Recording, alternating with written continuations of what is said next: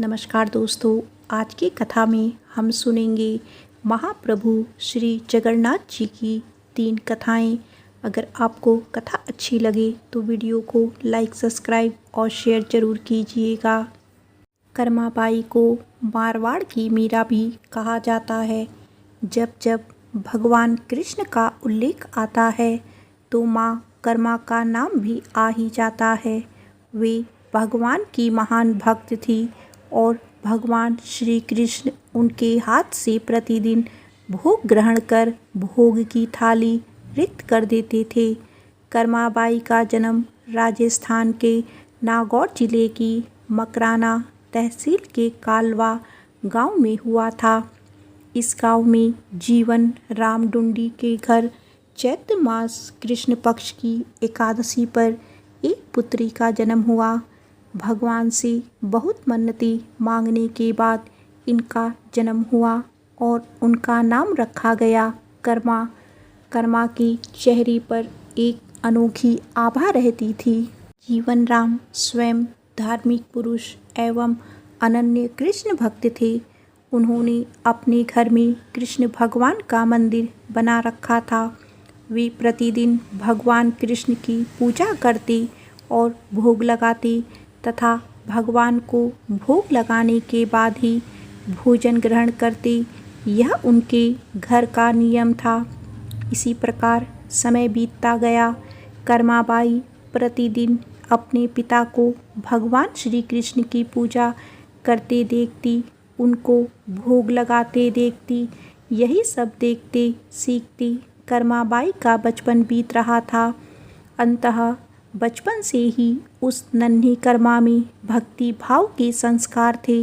इन्हीं संस्कारों के बीच पलते बढ़ते कर्मा 13 वर्ष की हो गई। एक बार जीवन राम को कार्तिक पूर्णिमा स्नान के लिए पुष्कर जाना था। उनकी पत्नी भी उनके साथ जा रही थी। वे कर्मा को भी साथ ले जाना चाहते थे, लेकिन एक समस्या आ गई।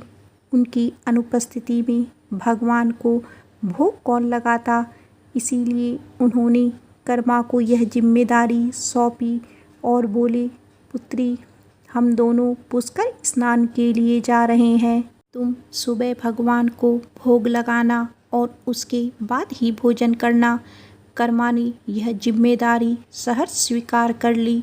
माँ पिता के तीर्थ यात्रा के लिए जाने पर कर्मा ने सुबह स्नान आदि कर बाजरे की खिचड़ी बनाई और पूजा के लिए अपने घर में बने भगवान के मंदिर के समीप आ गई। भोग की थाल भगवान के सामने रखकर हाथ जोड़कर बोली, हे प्रभु, भूख लगे तो भोग लगा हुआ है, आप भोग ग्रहण कर लेना, तब तक मैं घर के और काम कर लेती हूँ। इसके बाद कर्मा घर के काम में जुट गई। बीच बीच में वह थाली देखने आती, लेकिन भगवान श्री कृष्ण ने खिचड़ी का भोग ग्रहण नहीं किया। बहुत समय होने के बाद भी जब भगवान जी ने भोग ग्रहण नहीं किया तो कर्मा को चिंता हुई। उसने सोचा, क्या पता भगवान को खिचड़ी में स्वाद ना आ रहा हो, इसीलिए वे भोग ग्रहण नहीं कर रहे हैं। कर्मा के मन ही मन सोचा कि हो सकता है इसमें घी या गुड़ की कमी रह गई होगी। फिर जाकर उसने खिचड़ी में गुड़ व घी मिलाया और वहीं बैठ गई, लेकिन भगवान ने फिर भी भोग ग्रहण नहीं किया। तब मायूस होकर कर्मा ने कहा, हे प्रभु, आप भोग ग्रहण कर लीजिए, माँ बापू पुष्कर नहाने गए हैं, आपको भोग लगाने के लिए अभी कुछ दिन वे नहीं आएंगे। आपको भोग लगाने की जिम्मेदारी मुझे दी गई है, इसीलिए आपको भोग लगाने के बाद ही मैं भोजन ग्रहण करूंगी। कुछ क्षण बाद भगवान ने फिर भी भोग ग्रहण नहीं किया। फिर कर्माबाई भगवान श्री कृष्ण से शिकायत करते हुए बोली, हे प्रभु, माँ पिताजी जब आपको भोग लगाते हैं तब तो आप भोग ग्रहण कर लेते हैं, फिर आज क्यों भूखे बैठे हैं? इतनी देर हो गई है, खुद भी भूखे बैठे हैं और मुझे भी भूखा रखा है। यह सब बोलकर कर्माबाई भगवान के भोग ग्रहण करने की प्रतीक्षा करने लगी। परंतु अब तो सुबह से दोपहर, दोपहर से शाम हो चली। भूखी कर्मा अब मायूस हो गई और दुखी होकर रोते हुए बोली, हे भगवान जी, आप भोग ग्रहण कर लीजिए, अन्यथा मैं भी भूखी ही रह जाऊंगी। अंततः कान्हा की मूर्ति से आवाज़ आई। कान्हा बोले, कर्मा, तुमने पट तो बंद किया ही नहीं, तो मैं भोग कैसे ग्रहण करूं? यह सुनकर कर्मा ने पट खींचकर ऊट कर दी। भगवान श्री कृष्ण ने खिचड़ी का भोग ग्रहण किया और थाली पूरी खाली हो गई।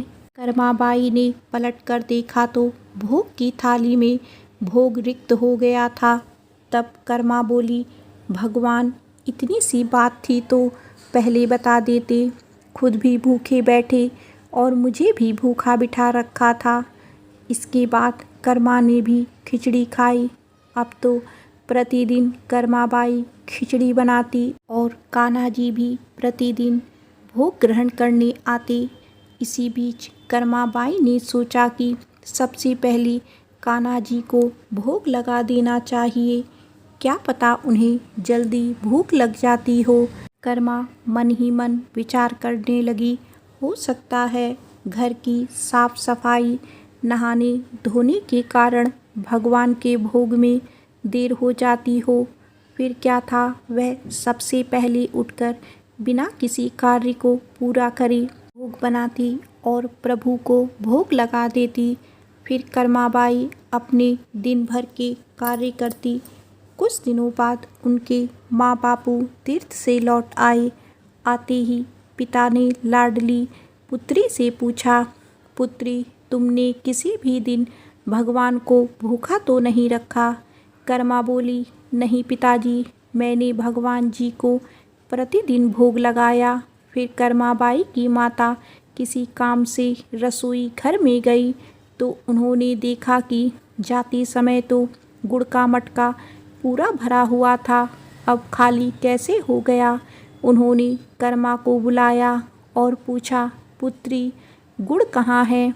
कर्मा ने बताया कि रोज़ भगवान कृष्ण आते और खिचड़ी का भोग ग्रहण करते थे, कहीं मिठास कम ना हो जाए, इसीलिए खिचड़ी में गुड़ ज़्यादा डाल दिया करती थी। कर्माबाई ने कहा, कान्हा जी ने बहुत देर तक खिचड़ी का भोग ग्रहण नहीं किया था, पट बंद करने पर किया। यह सुनकर कर्मा के माता पिता चकित रह गए। वे जिन ईश्वर के आशीर्वाद प्राप्त करने हेतु इतनी दूर पुष्कर यात्रा पर गए थे, जिन्हें पाने के लिए लोग ना जाने क्या क्या करते हैं, वे भगवान उनकी बेटी के हाथ से उनके घर में खिचड़ी का भोग ग्रहण करते हैं, यह कैसे संभव है। उन्होंने सोचा कि हमारी बेटी बावली तो नहीं हो गई। यह भी सोच लिया कि क्या पता कर्मा ने खुद ही पूरा गुड़ खा लिया हो। इस बात पर कर्मा ने कहा, अगर आपको यकीन नहीं है तो कल प्रातः आप दोनों देख लीजिएगा, मैं खुद भगवान को भोग लगाऊंगी। यह सब सुनकर कर्मा के माता पिता रात भर सो नहीं पाए। अगले दिन कर्मा ने खिचड़ी बनाई और मंदिर में भोग की थाली रखकर पट बंद कर दिया और बोला, हे भगवान जी, मेरी माँ बापू नहीं मान रहे हैं कि मैंने आपको भोग खिलाया है, अब आप यह भोग खाकर स्वयं सिद्ध कीजिए। ऐसा कभी हो नहीं सकता कि सच्चे भक्त की पुकार सुनकर भगवान ना आए। भगवान को आना ही पड़ा। पट खुला तो जीवन राम और उनकी पत्नी आश्चर्यचकित थे कि भोग की थाली में भोग बचा ही नहीं। फिर कर्मा का जीवन प्रतिदिन भोग लगाते ही निकला। कुछ सालों बाद जब कर्मा के माता पिता का निर्धन हो गया तो कर्माबाई अपने कान्हा की मूर्ति साथ लेकर तीर्थ यात्रा के लिए निकल पड़ी। परंतु भगवान की कृपा से उन्हें हर दिन खिचड़ी बनाने के संसाधन मिल ही जाते और वे प्रतिदिन कान्हा को भोग लगाती तथा तीर्थ यात्रा करती हुई देवी कर्मा भगवान जगन्नाथ की नगरी पहुंची। उन्होंने वहीं रहने का मन बना लिया। वहाँ भी रोज़ भगवान को खिचड़ी का भोग लगाती। भगवान भी प्रतिदिन उनके भोग को ग्रहण करते। जिस दिन उन्होंने पहली बार जगन्नाथपुरी में खिचड़ी बनाई, उसी दिन उनके पास से जा रहे एक बालक ने उनसे कहा, माता, घी की बहुत अच्छी सुगंध आ रही है, क्या भोजन बचा है? माँ कर्मा ने कहा, हाँ बालक, बचा है, तुम बैठो, मैं तुम्हें देती हूँ। यह कहकर देवी कर्मा ने उस बालक के लिए भी खिचड़ी लगा दी। बालक पूरे मन से स्वाद लेकर खिचड़ी खा रहा था। देवी कर्मा को यह देखकर सुख की अनुभूति हो रही थी। बालक ने खाते खाते पूछा, माता, क्या मैं कल भी आऊँ तो क्या आप मुझे खिचड़ी खिलाओगी? यह सुनकर देवी कर्मा मुस्कुराई और बोली, हाँ पुत्र, तुम प्रतिदिन आओगे तो मैं प्रतिदिन तुम्हें खिचड़ी खिलाऊंगी। यह सुनकर बालक प्रसन्न हुआ और प्रतिदिन देवी कर्मा के पास खिचड़ी खाने आया करता। एक दिन की बात है, सूर्य उदय होने के बाद माता कर्मा स्नान करने के लिए जा रही थी। जाते समय एक साधु मिले और उन्होंने कहा, माता, देखने में तो आप भक्त प्रतीत होती हैं, कहाँ जा रही हो? माता ने कहा, मैं स्नान करने जा रही हूँ। साधु ने बोला, इस समय स्नान? एक भक्त को तो ब्रह्म मुहूर्त में ही स्नान आदि कर लेना चाहिए। माता बोली, महाराज, उठ तो मैं जल्दी जाती हूँ, पर ठाकुर जी को भोग लगाने में देरी हो जाती है। साधु बोले, हे देवी, आप बहुत धार्मिक महिला हैं, भगवान को प्रतिदिन भोग लगाकर ही भोजन ग्रहण करती हैं, परंतु इन सब के भी नियम होते हैं। आपको बिना नहाए ऐसा नहीं करना चाहिए। आप तो भगवान की परम भक्त हो। हे देवी, प्रतिदिन साफ सफाई करने के बाद नहा धोकर ही भगवान को भोग लगाया करो। यह सुनकर देवी कर्मा ने उनको हाथ जोड़कर प्रणाम किया और कहा, जी महाराज जी, आप जैसा कह रहे हैं मैं वैसा ही करूँगी। मैं इस बात से अनभिज्ञ थी। फिर साधु बाबा वहाँ से चले गए। अगले दिन से देवी कर्मा साधु की आज्ञा का पालन करते हुए साफ सफाई से और नहा धोकर भोग लगाने लगी, परंतु अब भोग लगाने में देरी हो जाती और जब तक भोग नहीं लगता उस बालक को भी भोजन नहीं मिलता। बालक आकर माता से कहता, माता, देर हो रही है, भूख लगी है, भोजन दो। माता कहती, थोड़ी देर रुक जा छोरी, मैं भोजन दे रही हूँ। बालक जल्दी जल्दी खाकर भाग जाता। कुछ दिन ऐसे बीते, परंतु यह कौन जानता था कि वह बालक स्वयं भगवान जगन्नाथ हैं, जो प्रतिदिन बालक का रूप धारण कर कर्माबाई के हाथ से बनी खिचड़ी खाने आते थे। इतने दिनों में जब जगन्नाथ मंदिर का पट भोग के लिए खुलता तो भगवान के मुख पर की खिचड़ी का जूठ लगा होता। वहाँ के पुजारी ने मुस्कुराते हुए मन ही मन कहा, हे प्रभु, आपकी लीला भी अपरंपार है। ना जाने किस भाग्यवान भक्त के यहाँ आप प्रतिदिन जाकर खिचड़ी खाकर आते हैं। फिर पूजा अर्चना हुई, दिन बीत गया, रात्रि हुई। रात्रि को पुजारी के स्वप्न में भगवान जगन्नाथ आए और उन्होंने पुजारी से कहा, हे भक्त, तुमने सही पहचाना, मैं अपनी एक अनन्य भक्त कर्माबाई के यहाँ प्रतिदिन उनके हाथ से बनी खिचड़ी खाने जाता हूँ। वह मुझे बिल्कुल अपने पुत्र सा लाड करती हैं। उनकी भक्ति से मैं अति प्रसन्न हूँ। परंतु इसी मंदिर के एक साधु ने उन्हें कुछ आम जीवन की ज्ञानवर्धक बातें एवं उपासना का तरीका समझाया है, जिससे मुझे भोग लगाने में अब उनसे देरी हो जाती है। इसी वजह से मेरे मुंह पर खिचड़ी लगी रह जाती है। क्या आपने यह सोचा कि प्रभु की लीला तो अपरंपार है, वह तो सर्वव्यापी हैं, एक ही समय पर अलग अलग स्थान पर हो सकते हैं, परंतु मुख पर खिचड़ी लगाने की लीला उन्होंने इसीलिए रची ताकि पुजारी के मन में यह प्रश्न उठे। उस प्रश्न के निवारण में प्रभु पुजारी जी को यह बात बता सकें कि आम जीवन में हम अपने ज्ञान को जब दूसरों को बताते हैं तो वह सदैव ज्ञान के लिए होना चाहिए, ना कि भक्ति के भाव को बदलने के लिए, क्योंकि सांसारिक जीवन के लिए ज्ञान आवश्यक है और ज्ञान महत्वपूर्ण है, परंतु जहाँ भक्ति होती है वहाँ ज्ञान का कोई काम नहीं है। भक्ति में भक्त अपने प्रभु के प्रेम में डूबा रहता है। उपासना के कई तरीके हैं, जितने भक्त उपासना के उतने ही तरीके। ईश्वर ने ही उपासना के तरीकों पर प्रश्न उठाया, तो किसी को भी किसी और की भक्ति पर प्रश्न नहीं उठाना चाहिए।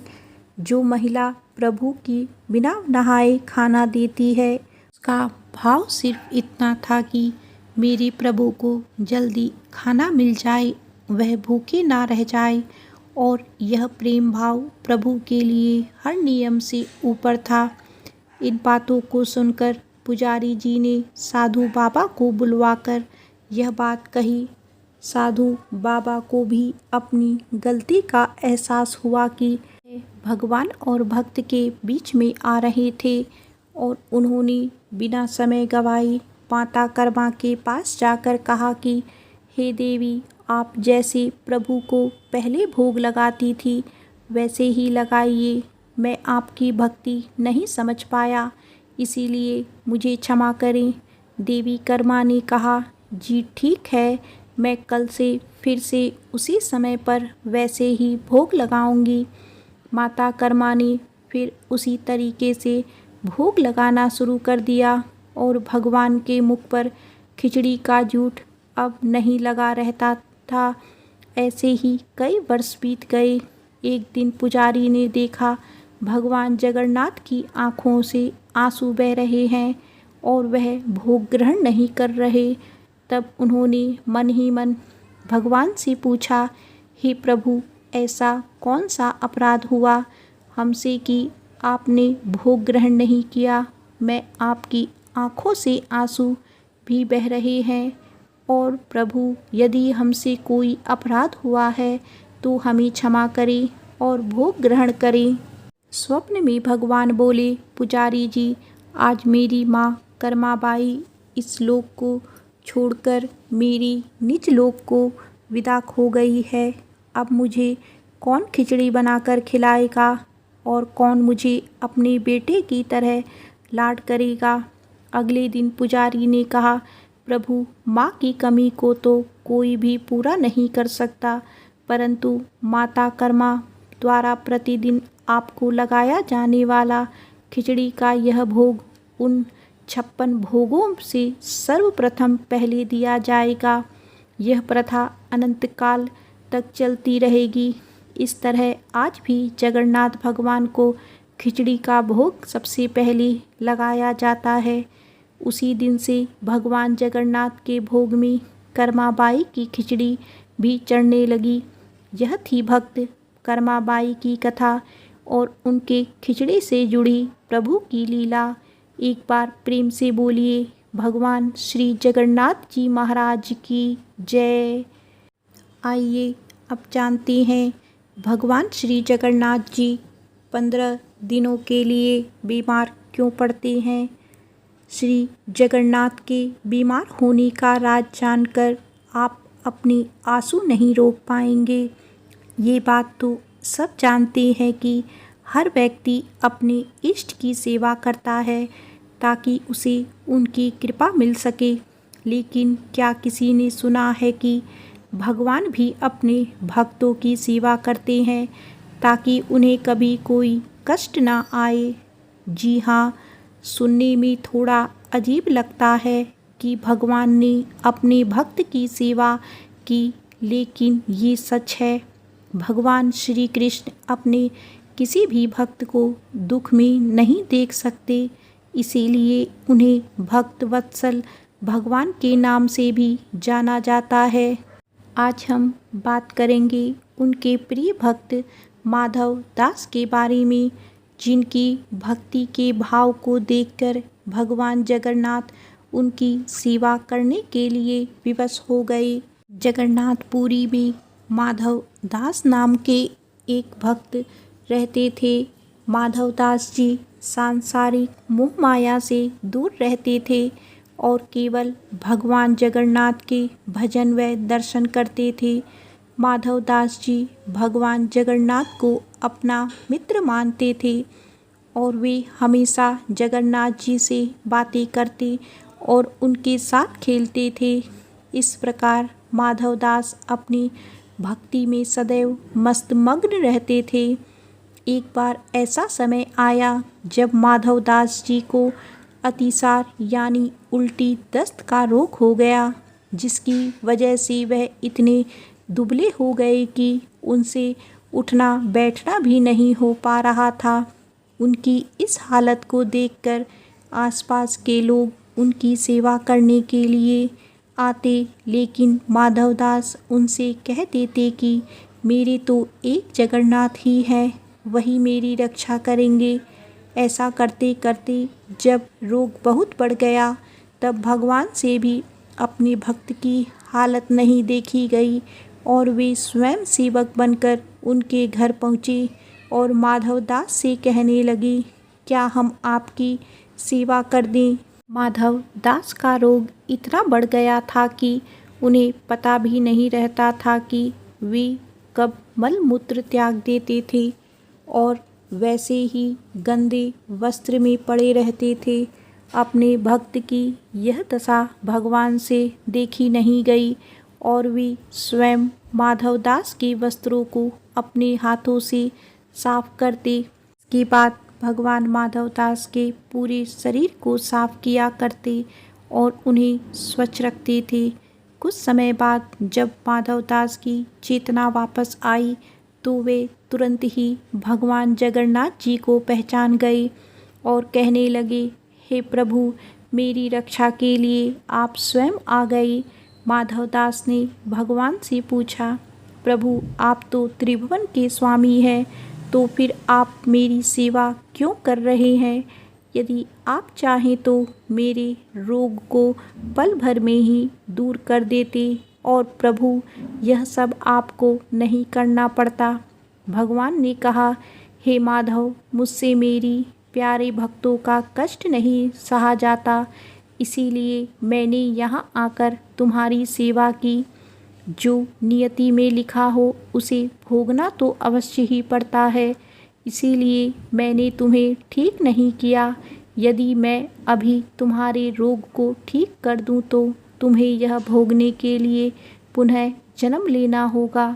मैं नहीं चाहता कि मेरे भक्त को एक प्रारब्ध के कारण पुनः जन्म लेना पड़े। यदि फिर भी तुम कहते हो तो मैं अपने भक्त की बात नहीं टाल सकता। हे माधव, अभी तुम्हारी प्रारब्ध के 15 दिन का रोग शेष बचा है, इसीलिए अब यह 15 दिन का रोग मैं तुमसे ले लेता हूँ। इस प्रकार भगवान ने 15 दिन के रोग को अपने ऊपर ले लिया और अपने भक्त की रक्षा की। तब से भगवान जगन्नाथ जी साल में एक बार बीमार पड़ते हैं और इसीलिए हर वर्ष उन्हें स्नान कराया जाता है। 15 दिन के लिए मंदिर के पट बंद कर दिए जाते हैं और भगवान को 56 भोग नहीं खिलाया जाता। बीमार होने के कारण परहेज किया जाता है। इन 15 दिनों में जगन्नाथ भगवान को काढ़ा पिलाया जाता है और उनकी सेवा की जाती है, जिससे वे जल्दी से ठीक हो जाएं और अपने भक्तों को दर्शन दे सकें। अपने भक्तों का जीवन सुखमय बनाने के लिए भगवान ने रोग को अपने ऊपर ले लिया। ऐसे हैं हमारे भक्त वत्सल भगवान जगन्नाथ जी। भगवान वेद व्यास जी ही मानो माधवदास के रूप में इस संसार में प्रकट हुए थे। भगवान के दर्शन, पूजन, लीला गान में जो जय जय शब्द बोलता है वह माधवदास जी ने ही सबसे पहले संसार में प्रचलित किया। माधवदास जी के इष्ट भगवान श्री जगन्नाथ जी थे। पत्नी के परलोक सिधारने पर माधवदास जी ने वैराग्य ले लिया। तजो मन हरि हरि बुमुखनी कौ संग की तर्ज पर माधवदास जगन्नाथपुरी में समुद्र के किनारे एक स्थान पर भगवान के ध्यान में पड़े रहते। ना अन्य जल की चिंता और ना ही गर्मी सर्दी की परवाह। इस प्रकार एक बार जब बिना अन्य जल के कई दिन बीत गए तब दयालु भगवान जगन्नाथ से अपने भक्त माधवदास की दशा देखी नहीं गई। उन्होंने लक्ष्मी जी को आज्ञा दी कि सोने के थाल में पकवान सजाकर मेरे भक्त माधव के पास पहुंचा दें। भगवान की आज्ञा के अनुसार लक्ष्मी जी स्वर्ण थाल में स्वादिष्ट पकवान सजाकर माधवदास के पास रख आई। जब माधवदास का ध्यान समाप्त हुआ तब वे भोजन का थाल देखकर रोने लगे कि कारण मेरे प्रभु ने इतना कष्ट सहन किया। भगवान का भोग लगाकर उन्होंने प्रसाद ग्रहण किया, थाल साफ करके एक ओर रख दिया और फिर ध्यान मग्न हो गए। उधर जब मंदिर के पट खुले तो पुजारियों ने भगवान के भोग का एक सोने का थाल कम पाया। जगन्नाथपुरी में सबकी तलाशी होने लगी। स्वर्ण थाल को ढूंढते हुए पुजारी लोग माधवदास के पास आए। वहाँ पर सोने का थाल रखा देखकर उन्होंने माधवदास को चोर समझ लिया और लगे चाबुक मारने। रात्रि में भगवान जगन्नाथ ने पुजारियों को स्वप्न में कहा, मैंने माधव की चोट अपने ऊपर ले ली। अब तुम लोगों का मैं अनिष्ट करूँगा, नहीं तो उनके चरणों में पकड़कर अपने अपराध क्षमा करवा लो। पुजारीगण माधवदास के पास जाकर उनके चरणों में गिर पड़े और अपने अपराध के लिए क्षमा मांगी। नवनीत हृदय संत ने उन्हें क्षमा कर अभय प्रदान कर दिया। मत कभी किसी से डरना, प्रभु बल पर निर्भर रहना, पर प्रेम पंथ पर तजना। प्रभु प्रेम रूप साकार है, प्रेम के कारण धरे विविध तन। सही कष्ट प्रभु ने आकर विप्रधेनु सुर संत। धर्म की रक्षा की प्रभु ने आकर। आइए अब सुनते हैं भगवान जगन्नाथ की एक पावन कथा। इस कथा को सुनने मात्र से मोक्ष की प्राप्ति होती है। पुरी नाम के एक नगर में माधव नाम के एक ब्राह्मण अपने परिवार के साथ रहते थे। उनके परिवार में उनकी पत्नी, एक बेटा और 2 बेटियां थीं। माधव बहुत गरीब थे। भिक्षा मांगकर जो भी कुछ मिलता था उसी से वह अपना परिवार चलाते थे। कई दिनों तक उन्हें भूखे रहना पड़ता था। माधव भगवान जगन्नाथ के सच्चे भक्त थे। वह रोज गीता के सभी 18 अध्याय के श्लोकों का पठन करते थे। इसी वजह से उन्हें हर कोई पंडित माधव कहकर बुलाता था।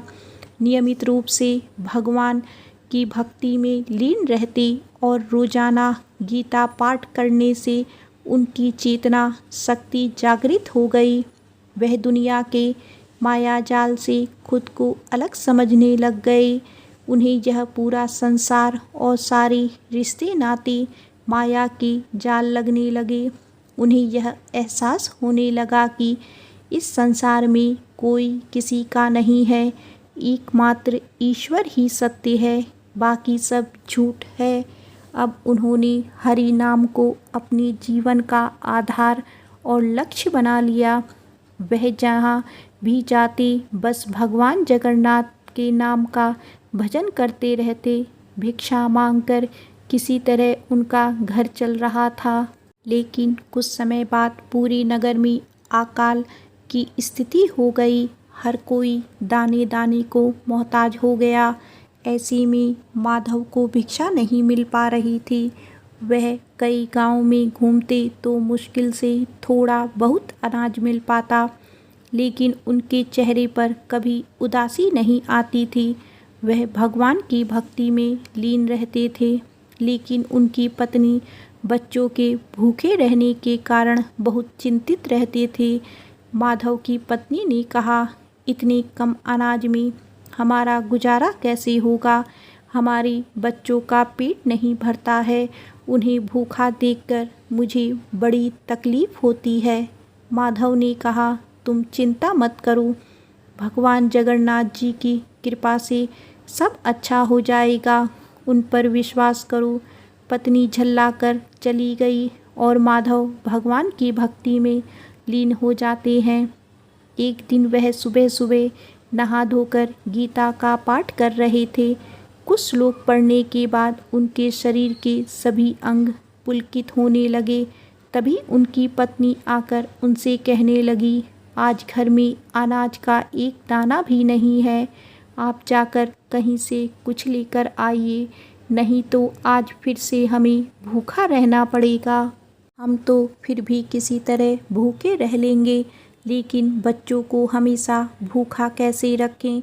अपनी पत्नी को समझाते हुए माधव बोले, तुम व्यर्थ की चिंता मत करो, भगवान नारायण ही हमारी देखभाल करेंगे। उनकी कृपा रही तो हमें भूखा नहीं रहना होगा। मैंने तुम्हें कई बार कहा है, उन पर विश्वास करो। माधव की पत्नी गुस्से से बोली, सिर्फ भगवान की भक्ति करने से कुछ नहीं होता है, मेहनत भी करनी पड़ती है। आप घर में बैठकर गीता पढ़ते रहेंगे तो हमें रोटी कौन देगा?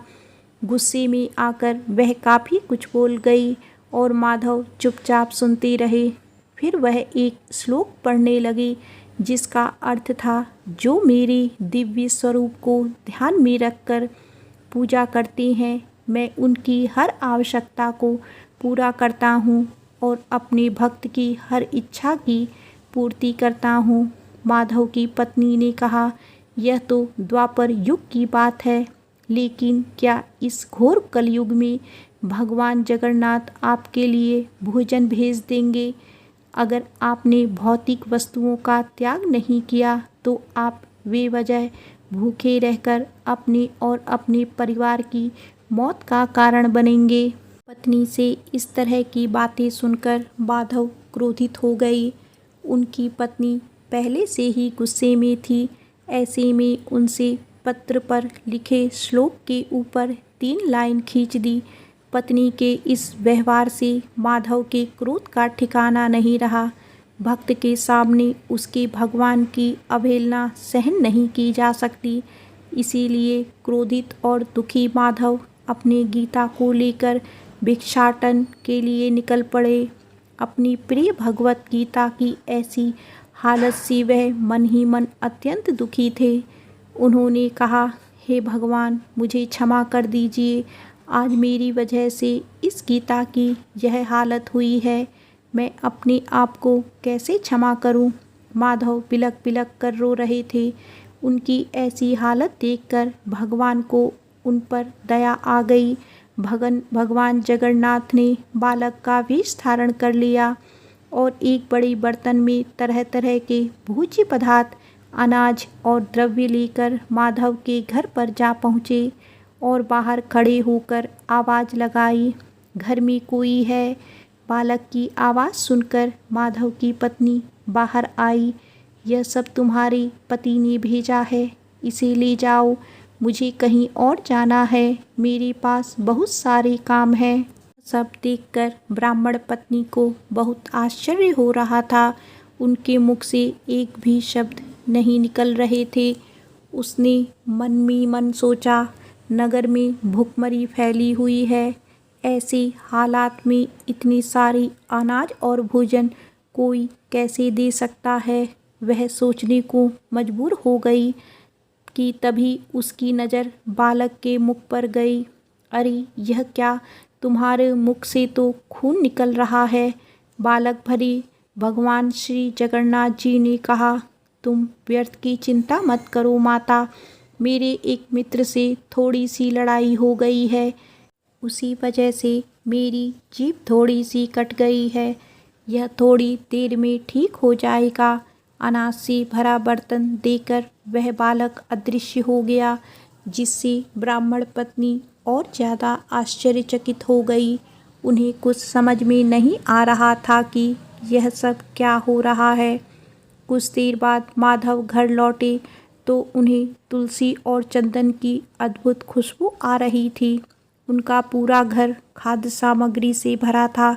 घर में ढेर सारी अनाज और द्रव्य नजर आ रहे थे, जिसे देखकर वह आश्चर्यचकित हो गए।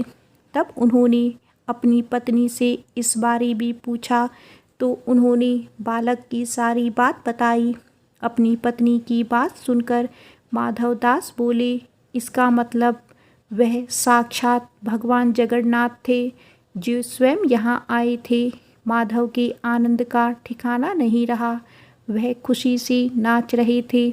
उनकी पत्नी भी अब समझ चुकी थी कि वह कोई और नहीं बल्कि स्वयं जगन्नाथ भगवान थे। उन्हें अपनी गलती पर पछतावा हो रहा था। दोनों पति पत्नी ने भगवान से माफ़ी मांगी। अब उनकी पत्नी भी भगवान जगन्नाथ की परम भक्त बन गई। आगे उनका जीवन सुखपूर्वक व्यतीत हुआ। वह दोनों भगवान की भक्ति में लीन रहे। एक बार प्रेम से बोलिए भगवान जगन्नाथ की जय।